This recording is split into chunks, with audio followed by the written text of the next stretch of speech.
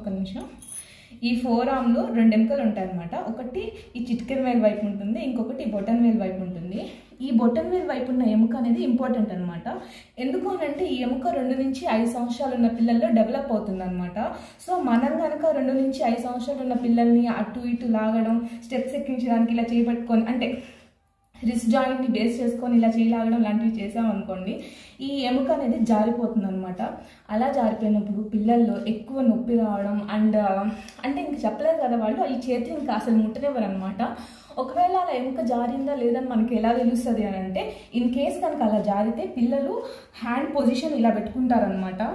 చూస్తున్నారు కదా, ఇలా పెట్టుకుంటారు, ఇలాగే ఉంటుంది. అండ్ ఇంకెవరిని ఈ చేతిని టచ్ చేయనివ్వరు అనమాట. అంటే ఒక రకంగా చెప్పాలి అని అంటే బాహుబలిలో బిజ్జలదేవ పొజిషన్లో ఉంటుంది అనమాట హ్యాండ్. కాకపోతే బిజ్జలదేవ ఇలా పెట్టుకుంటాడు, పిల్లలైతే ఇలా పెట్టుకుంటారు. సో ఇలా కనుక ఎవరైనా